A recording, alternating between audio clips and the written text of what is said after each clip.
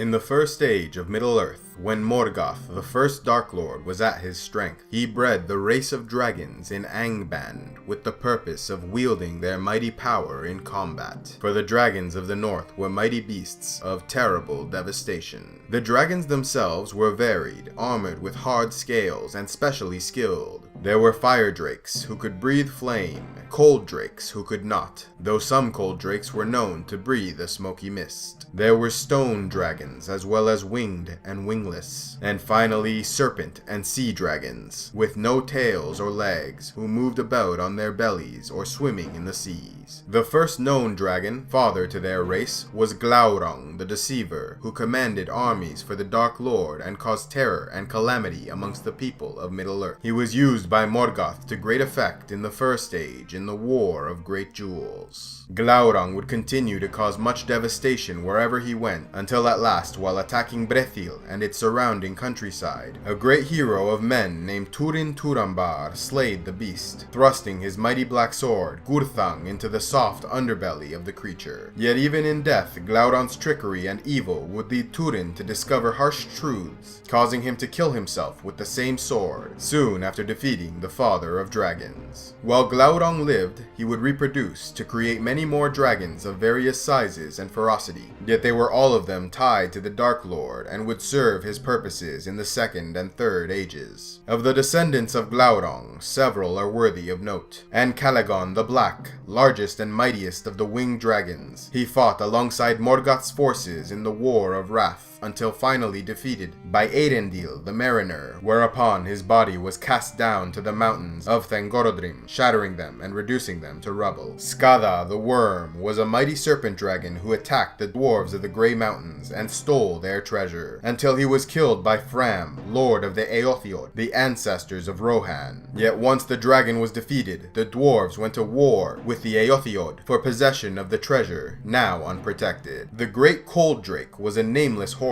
who also attacked the dwarves of the Grey Mountains, and his son Fror. The Fire Drake of Gondolin, also called the Beast, would attack the ancient elven city while carrying Balrogs on his back, and they were among the many enemies to cause the fall of Gondolin. The mighty creature, though not killed, was defeated temporarily by Tuor, cousin of Turin, who stabbed the beast in his foot, giving he and his companion the necessary distraction to escape with their lives. A mysterious dragon, known only as Gostir the Dreadglance, was said to also be a powerful tool of the Dark Lord, and would cause much devastation in his time. Lastly, there was the infamous Smaug the Terrible, also called the Golden, who was considered the last great dragon of Middle-earth. He would go on to attack the dwarves of the Lonely Mountain, forcing their people to flee and stealing the immense treasure of King Thror of Durinsfolk. Years later, the king's grandson, Thorin Oakenshield, would lead a small party of dwarves, accompanied by a wizard and a hobbit, back to the Lonely Mountain, where they would stir the beast while attempting to take back their treasure. Smaug would rise and cause terrible havoc in the nearby city of Lake Town, until Bard the Bowman, descendant of the Kings of Dale, struck down the beast with a single black arrow shot into his exposed underbelly, thus killing the last of the great fire drakes late into the Third Age. While many believe small forms of the creatures continued to exist well into the Fourth Age, they would never again cause the terrors they once did, and would eventually disappear from the world by the Fifth Age of Middle-earth.